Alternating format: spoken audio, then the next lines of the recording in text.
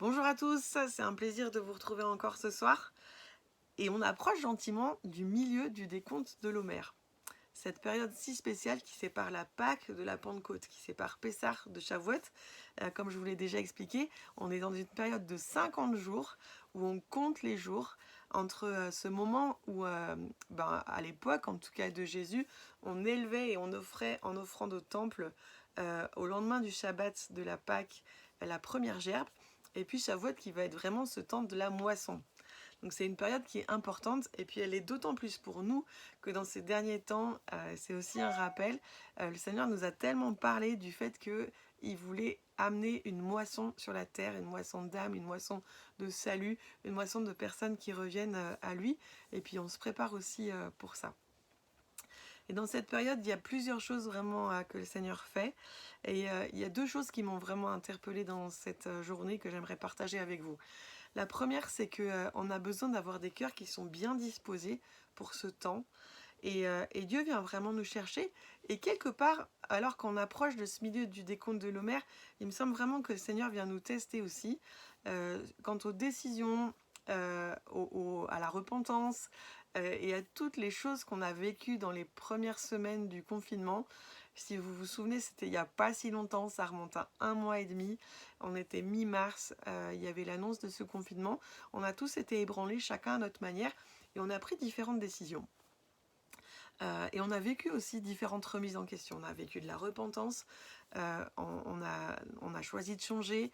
Il y a une chose qui a fait écho encore et encore au milieu de nous, mais même sur la plateforme publique et dans les milieux politiques, c'est qu'il y aurait un avant et un après. Je ne sais pas si vous vous souvenez de ça. Et puis le temps est passé en fait. Et la Pâque est arrivée, on a parlé de cette traversée dans laquelle Dieu nous amène et dans laquelle nous sommes. Et puis et là, on arrive au milieu du décompte de l'Homère. Et puis ce matin, il me semblait vraiment que le Seigneur avait envie de faire un petit bilan, en fait, avec nous.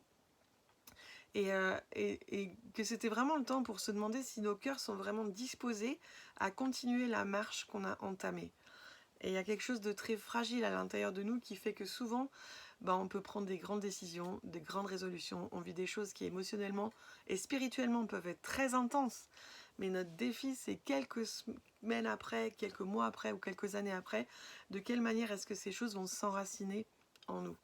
Et dans cette période de l'Homère, en fait, ce qui est intéressant, c'est qu'on est entre la première gerbe qui est offerte, ce qui était en général une gerbe d'orge, et puis ce moment de Shavuot où vraiment, qui va être une fête de la moisson. Mais pour moissonner, il faut s'occuper et il faut cultiver ce qui a été planté pour veiller à ce que la moisson ne soit pas perdue. Et il me semblait, et puis c'est ce que j'avais à cœur de partager ce soir, c'est que le Seigneur venait vraiment chercher nos cœurs pour trouver en nous des cœurs qui sont disposés et qui sont disposés à être cultivés. Que les choses qui ont été plantées, les choses qui ont été semées, les choses qui ont été le travail qui a été fait dans ces premières semaines, soit pas un travail qui maintenant soit laissé à l'abandon, alors que lui attend sa récolte. Et c'est une chose qui résonne en moi vraiment pour ce temps de Shavuot. Dieu attend le moment de sa récolte, il attend le moment de sa moisson. C'est pas juste une moisson ou c'est pas juste la moisson de manière indéfinie. Non, non, c'est sa moisson à lui. Et il y a une moisson que Dieu vient récolter sur la terre, qui est cette moisson de salut qu'on attend. Mais il y a aussi une moisson qui vient récolter dans ta vie. Et est-ce que ton cœur est disposé à laisser le Seigneur cultiver ces choses pour que la moisson soit réelle et que Dieu puisse récolter le fruit de son travail. Et dans cette période, j'ai vraiment envie de vous encourager à ça. Là où vous avez pris des décisions, c'est le moment de les relire. Et c'est le moment de vous assurer que vous êtes en train de persévérer pour marcher dans la direction de ce que vous avez décidé. Là où il y a eu des remises en question, continuez à marcher dans ces remises en question. Ne regardez pas en arrière, ne vous retournez pas, ne retournez pas à ce que vous avez laissé. Il y a quelque chose en nous qui, je l'ai déjà dit aussi, mais je me permets de le redire, il y a quelque chose en nous qui doit cesser d'aspirer au retour à la normalité que nous avons connue avant. Il y a une nouvelle normalité qui s'établit et qui est devant nous et dans laquelle Dieu veut nous amener, qui est une réalité, une normalité qui tient compte aussi de cette réalité augmentée dont j'ai parlé, qui est une normalité qui inclut davantage les valeurs du royaume, qui inclut davantage toutes les dimensions du royaume, qui inclut davantage cette nouvelle dimension dans laquelle Dieu nous a amenés, qui nous fait inclure la réalité invisible à la réalité visible. Toutes ces choses aujourd'hui, Dieu est en train de les cultiver dans notre vie. Maintenant, nous sommes les premiers jardiniers. Et nous sommes ceux qui devons laisser le Seigneur vraiment et accompagner le Seigneur dans ce travail pour que la moisson soit bonne, pour que la moisson soit totale.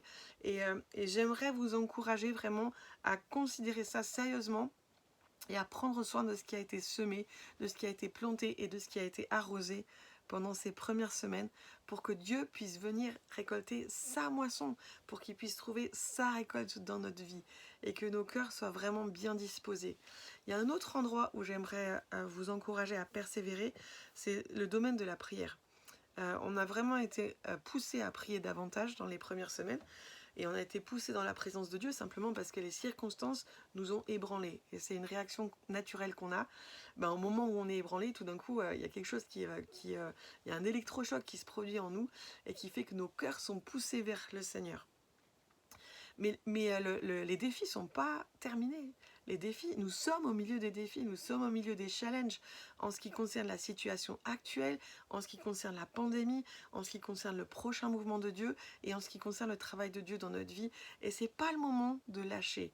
Alors en ce qui concerne la prière aussi, j'aimerais vous encourager, et spécialement pour ceux qui sont encouragés à prier régulièrement, pour ceux qui sont encouragés dans un réseau de prière ou l'autre, vous vous êtes engagés dans une initiative de prière, vous vous êtes réengagés avec un réseau, une maison de prière, persévérez dans cet engagement dans la prière, que vous soyez renouvelés dans vos sujets si vous en avez besoin. Il y a 1001 manières et on peut vous aider à trouver des directions pour prier, mais ne lâchez pas, qu'on puisse continuer à se tenir vraiment devant le Seigneur et à persévérer dans la prière. La prière, c'est pas juste quelque chose pour le temps de crise qu'on a traversé. Ce retour à la prière, et ce retour vers la présence de Dieu, ça fait partie intégrante, ça fait pleinement partie de ce que Dieu essaye de nous faire vivre en fait. Il essaye de nous recentrer sur lui et de nous mettre en face de cette réalité que les choses se passent avec la prière. Je le partage d'autant plus volontiers que dans ces derniers temps, on a vraiment vu comment est-ce qu'en combattant dans la prière, il y avait des victoires qui étaient gagnées pour des situations précises, dans des défis médicaux, pour certaines personnes qui étaient malades, pour certaines familles qui étaient en difficulté. On a vu vraiment comment le Seigneur nous conduisait dans des victoires, alors qu'on a persévéré, qu'on s'est tenu avec eux, qu'on a combattu avec le Seigneur là où il nous demandait. Et la prière aujourd'hui et l'intercession, le côté de se tenir dans la présence de Dieu et d'être attentif à ses prières à lui, ça fait partie des nouvelles habitudes que Dieu est en train de replanter dans notre vie et qu'il ne faut pas lâcher. Si nous nous sommes simplement redonnés à la prière parce qu'on était ébranlés et qu'on avait peur, alors on est en train de passer à côté de ce que Dieu essaye de nous faire faire. Et on est en train de passer à côté de ce test du décompte de l'Homer. Il faut que Dieu vienne moissonner dans nos vies, au moment de Shavuot, la réalité d'un retour et d'un recentrage avec une vie de prière qui soit réelle, avec une vie d'adoration qui soit réelle, que ce soit de manière individuelle, que ce soit en famille. Et j'aimerais vraiment interpeller ceux qui ont une famille. Vous êtes en couple, vous êtes avec des enfants, vous êtes avec des ados. Chacun a des situations différentes et les situations ne sont pas égales. Mais j'aimerais vous encourager. La prière, c'est une prière individuelle, mais c'est aussi un endroit où vous pouvez vous retrouver et relever le défi de vous retrouver avec des enfants, de vous retrouver en famille et de gagner une victoire dans ces domaines. Peut-être que cette victoire va vous sembler toute petite, peut-être que c'est juste 1 minute, 2 minutes par jour, peut-être que c'est juste un petit rythme de prière avant les repas ou dans des moments privilégiés. Mais considérez le fait que ce combat dans la prière et cette culture de prière et d'intercession, cette culture de la présence de Dieu, c'est quelque chose pour nous de manière individuelle, mais c'est aussi quelque chose que vous pouvez planter dans votre famille, spécialement dans ce temps où vous avez encore vos enfants à la maison. Et des cœurs disposés, pour moi, dans cette période, c'est vraiment tout ça. C'est des cœurs qui s'attachent à être cultivés par le Seigneur et qui s'attachent à cultiver tout ce que Dieu leur a donné et à permettre que tout ce que Dieu a semé puisse grandir et planter. Et puis j'aimerais attirer votre attention aussi sur le fait que dans cette période, Dieu nous ramène encore et encore à cette période de l'Exode et du livre de Josué, où le peuple d'Israël sort d'Égypte, traverse le désert et arrive dans la terre promise. Et une des choses où le Seigneur m'interpellait ce matin, c'était vraiment cette parole qui a été forte à la sortie du pays d'Égypte, mais qui va rester forte jusqu'au moment où le peuple arrive dans la terre promise, et où Dieu dit « Laissez aller mon peuple pour qu'il puisse m'adorer ». Et Dieu va libérer son peuple de l'Égypte, premièrement pour ça, pour qu'il puisse l'adorer. Et ce matin, j'étais encore frappée en relisant le texte de l'Exode, à quel point en fait l'esclavage du peuple en Égypte n'était pas seulement un esclavage qui était lié à un travail physique, mais cet esclavage le rendait esclave dans un pays qui était cerné et qui était lié par des puissances occultes. Et une bonne partie du travail, aujourd'hui on le sait, une bonne partie du travail des Hébreux en ce temps-là, c'était d'aider le pharaon à construire des villes et à construire des monuments qui en fait participaient au culte à ces dieux et au culte à ces puissances et qui participaient à ces rituels. Et le peuple hébreu était pris vraiment dans un filet très fort qui l'enserrait et qui le maltraitait physiquement, mais qui le maltraitait aussi spirituellement. Il était oppressé spirituellement autant que physiquement. Et bien sûr, il y avait l'esclavage, un travail qui était pénible et qui était dur, mais il y avait aussi cet esclavage spirituel du fait d'être contraint et d'être comme offert vraiment sur l'autel de puissance qui gouvernait sur l'Égypte et dont le pharaon était le premier prêtre. Et quand Dieu vient et qui va confronter le pharaon, qui va confronter les puissances de l'Égypte et qui va libérer son peuple, il libère littéralement son peuple pour qu'il aille l'adorer.